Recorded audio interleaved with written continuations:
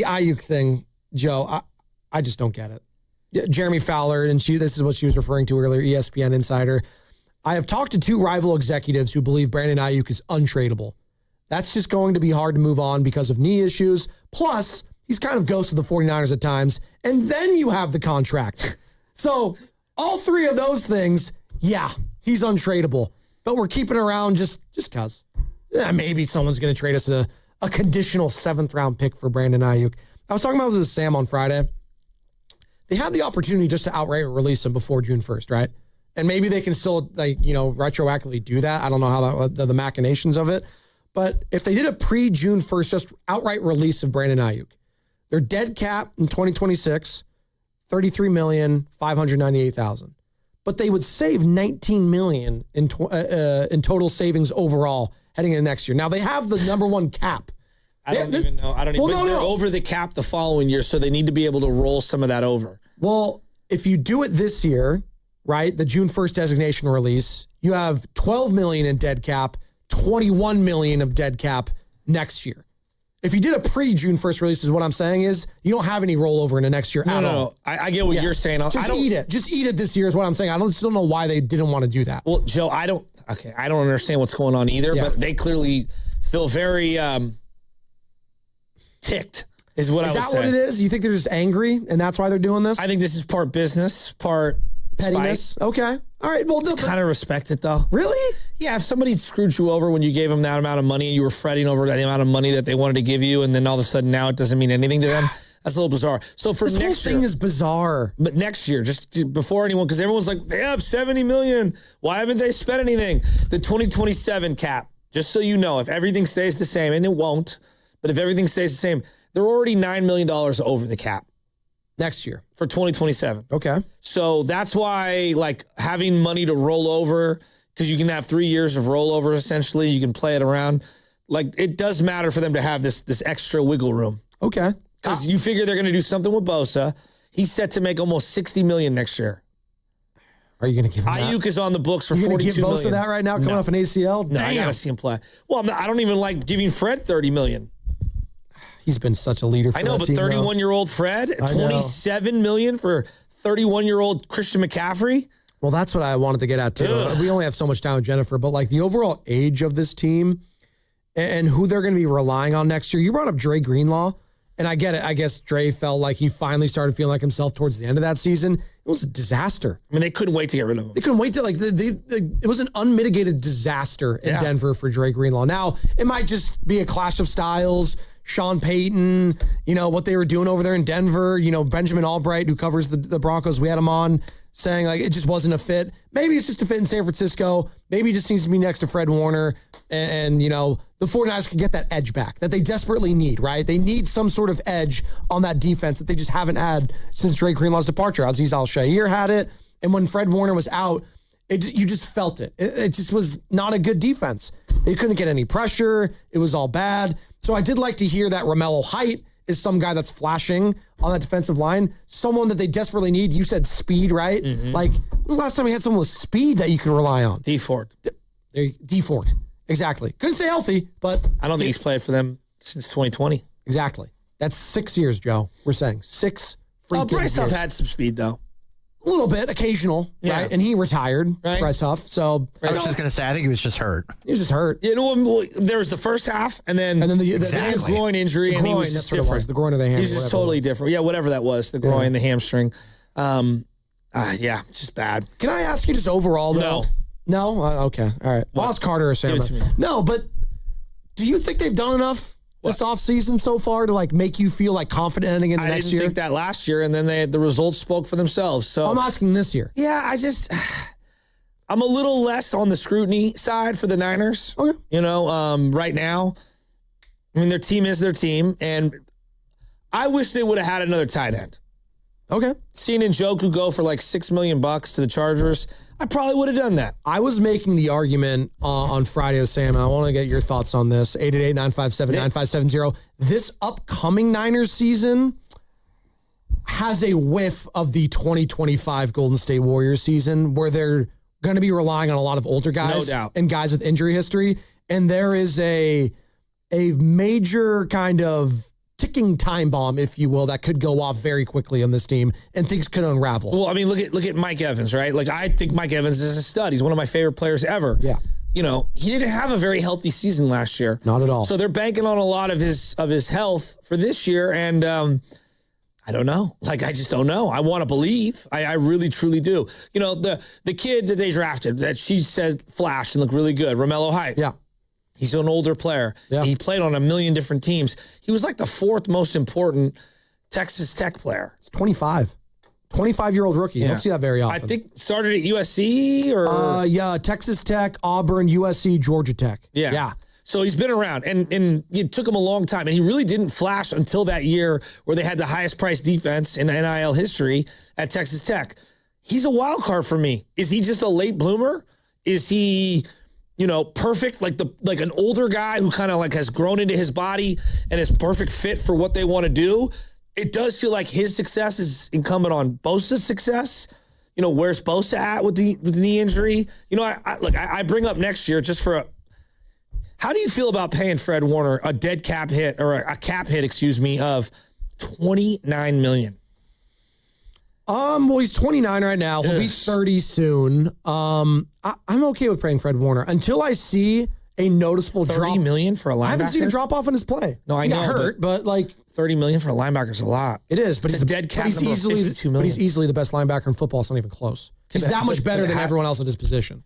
Has he been for the last 2 years? Well, he's been first team All Pro, right? Or second team All Pro. Last year he barely played. No, not last year, but prior to the injury, I'm saying. Yeah, and I didn't think he was his best year. He had the broken foot and he played through it. And their defense was a bottom dwelling defense. Now he was awesome. I love him, but he wasn't the same version. I love Fred. He wasn't the same version of himself. Sure, but the year prior he was first team All Pro, and I'm with you. That's 2023. No, 2024 he was technically. Yeah. But that was the year he broke his foot, and he was not the same. But he was listed as a first team All Pro. That's fine. Yeah, but he wasn't. Like, to me, he wasn't his same self, right? And like McCaffrey making $27 million. That number one for me is a little more concerning. I mean, the guy has bilateral Achilles tendonitis still. He was able to get through it last year. He was able to be their healthiest 49er, which is kind of insane given how much they used him. And heading into the season, we were all freaking out at the 49ers summit because we got the report of his sore Achilles or whatever. But you noticed the burst just wasn't there at times. For as great of a season he had, Joe, he was really good. Well, that's the way I feel about Fred from the year before. He was good, but not... He wasn't the same. I expect linebackers to have wear and tear like a running back. So not only do you have those guys having injury concerns, getting older, Nick Bosa, third ACL injury, George Kittle. I mean, I think it's kind of like laughable almost in the sense that we're expecting this guy to be back week 1. Hell no. No. I don't want him back week 1. I don't want that. Come back halfway through the season, dude. Take your time. Talking about Kittle? Talking about George Kittle, yes. Yeah, well... He's older. That's an Achilles. I don't love come it. on. I think they're just... We saw this with Dre Greenlaw, where if you're expecting a guy to make this big impact, you're probably going to be disappointed. Yes. I would expect nothing, and anything you get would be gravy, but they're not going about it that way. Well, I understand how important he is to what they're trying to do. But again, as I'm doing this compare and contrast with the Warriors, hell, you can toss in the Giants in this. When it comes to team building, you need to have someone else that's at least reliable in the run pass game as a tight end. That's why you brought up Njoku. I thought that would have been a great move for this team of a savvy veteran. And I love what Ton just did in the passing game. He's not a blocker, and I get it. You paid Luke. They like him though. They like him. Luke Farrell, you paid all this money. I know. Oh, that's the contract that's killing me right now. Ugh. I do feel good about wide receiver. I mean, you got to get healthy, right? Sure. Like talking about Pearsall and Mike Evans. These guys missed a lot of time last year. But if you can show some health, think about this. Evans, Kirk, Pearsall, Stribling, and maybe Jordan Watkins steps through. Maybe. That's a really good room. Well, if they stay healthy. I feel better about their passing game than their running game right now. Well, they're not a pass-first offense, but... You factor in Brock. Yeah. You know, Brock actually wasn't as good with the play action last year as he was just drop back passing. Now, where he really made his money is getting rid of the ball quickly. Under 2.5 seconds to throw. Yeah. He was like 115 passer rating, like a crazy number. So that is where I would tell like Brock, you get rid of it. You play on schedule and get rid of the rock to these guys and let's get, yards after the catch. Let's go. And speaking of another guy with let's be honest, injury concerns. It's a guy that dealt with turf toe last year, a guy that doesn't have the biggest frame, a guy that is the highest paid player in the history of the franchise. Now you got Mac Jones, so now we know heading into this season at least, if Brock does have to miss time, it's not the end of the world. We got Matt Carter. Oh, sorry, you were leaning like you wanted to talk. I just threw it to you. I apologize. No, one thing I would say, though, which you guys are kind of brought up there, is the Kittle thing. Like, I wouldn't expect to see him week 1, and I'll tell you why. Is because they play on Thursday. Well, they play in Australia, too. I don't think you want to send him down there. His Achilles. Yeah, but it just... In January. I mean, I'm 100% with you. I'm just saying, like, if you sit him out, you're kind of getting a week and a half extra. You know what I mean? Instead of just 1 week. Doesn't really make sense. He's going to start the season on the pup. I don't know why why are we lying to ourselves? This is... you know what? Lock it in right now. Lock it in. What? Shasky's predictions. Lock it in. Do we have a segment for that? Shasky's He's predictions? starting the season on the pup, okay? And I'm not mad at them for doing, like, it. We got to be realistic here. It's the right move. It is the right move. Like, what are we talking about? This is... Which would mean he wouldn't be ready till, what, the 5th week, I think? 5th or 6th week, the window would open up. That seems more reasonable. Does it not? An NFL player typically returns 9 to 12 months of rehabilitation to return to game action following a torn Achilles tendon. That's the NFL. That's not the NBA. It's not baseball. It's just the NFL. Typically, it's 9 to 12 months. And if it's on that earlier end, 9 months, that would be October, Joe. So that'd be about maybe, week 8, week 7. I want you to think about the last 2 years, okay? 2 years ago, it was Dre Greenlaw. He'll return. I think week 13. It was that Rams Thursday night game, right? Okay. Last year, it was Aiyuk. Remember? And then didn't play at all. Now, Aiyuk was a unique His was really messed up, too. His knee was multiple shreds in there. It was bad. And then there was the drama on top of it. So I just have a hard time seeing him return. What was Sherman? Sherman was a full year? That's a good question, Richard Sherman. I'm not entirely sure. He was around the same age, though, I want to see, as what George Kittle is right now. Because Kittle's, 33, you said? Yeah. Yeah, so... I don't think he was that old. I think he was like 29, 30. He'll be Kittle be 33 October 9th. So, I mean, these guys are getting old. And what scares me about his game, too, is that his is dedicated on serious explosion in the run game and in the pass game. Power. Yeah. Like, it's not just some, Antonio Gates level, go out there, I'm going to throw some fade routes to you, old man Phillip Rivers, old man Gates, those Chargers days. That's not his. Now, he can do that, but I don't want, 40, like the 40-year-old version of what, Antonio Gates was in a 33-year-old George Kittle. And listen, I'm not betting against his rehab process. The guy is dedicated to the craft. He is a physical specimen. He has been unbelievable. He's a Hall of Famer, 5-time All-Pro, one of the best of all time. I'm not putting anything past him, Bosa, Fred Warner. The 49ers have been blessed with elite athletes on this team and guys that care desperately about conditioning and all of that.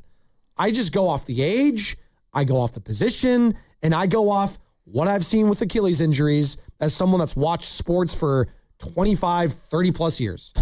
It's very difficult to come back and look the same. So November 13th, 2017, Richard Sherman tore his Achilles. He ended up playing 14 games the next year for the 49ers. That was almost 3 full months in front of Kittle. And how did he look that first year? It was up and down. Up and down, right? 2019 was a monster year for him. See, that's the thing. And you talk to Dr. Nalpandia, UCSF Health, who we've talked to many a times. It's that year after you come back with that Achilles. Corner's so different, too. No, it's much different. It's so different. The explosion on there, you lose a step. So different. He was 29. You lose a step in a corner. Your career's over almost. Listen to this. So rookie year, he plays 10 games as a starter, but plays in all 16. All 16, all 16, all 16, all 16, all 16, 9. 14, 15, 5 through 5. Wow. Richard Sherman? Dude, I mean, you can't start off a career. He went almost 7 years without missing a second. Was he the best player on those Legion of Boom teams, you think? I always thought Marshawn was, but... I know. I don't know. Like I think Marshawn Cam Chancellor was was ridiculous. Bobby Wagner. But Earl Thomas was too, though. Like that whole team was ridiculous. Bobby Wagner was amazing. Cliff Averill. Was Bennett was out of his mind. He was Bennett. awesome. With the smallest shoulder pads you've ever seen in your Was life. it Lenville Joseph? And then they had Brandon Mabane. Linval Joseph. Yeah, they had a lot of really Bruce good players. Irvin, we didn't bring up, was really Brandon good. Browner was a beast. Malcolm Smith, Niner legend. Super Bowl Why do you MVP. got to do that? See, no, that's what I'm talking about. Why you got to do that? What? It's like one of the worst plays ever in Niner history. No, I'm saying he was a Niner, though, Malcolm Smith. Yeah, he also was the guy who caught the interception off of Sherman. Yeah. 5-time All-Pro. He's going to be a Hall of Famer, though. Richard Sherman. That's going to be a slam dunk. Niner uniform. Real quick, I just like these sports questions. It's ridiculous. Who you taking all time? Darrell Revis or Richard Sherman? I'm taking Revis. Not even close for me. Cornerback? Just in general. Or just those two? Just those two players. Because they were known as, I think those are the last two Probably true take Revis. shutdown corners. Maybe Gilmore if you want to toss him in there too. I'm taking Darrell Revis too. Yeah, I'd probably But it take was a Revis. conversation at the time. That's why I brought it up. Just feel like, the young whippersnappers, they forget just how good some of the shutdown corners were. I'm probably taking Champ Bailey over Darrell Revis. I think Champ Bailey's one of the sickest players. I love him. God, Revis Island was so good. I'm not saying it wasn't. Revis. I know, but Champ Champ was so he sick. was. No, he was. Going back to Georgia, I love Champ Bailey. It's one of the great trades of all time. Clinton Portis for Champ Bailey, straight up. It's also a dope-ass name, Champ. Dude, he was kidding so me? sick. Where do you put Charles Woodson? Seawood, I put him He's in different, though. Yeah. Rod, Seawood, Ronnie Lott. They're like great DBs. Yeah, hybrid. Just all time could play anywhere in that secondary. Ed Reed, too. They're There you go. very unique players. Those two are very, very unique.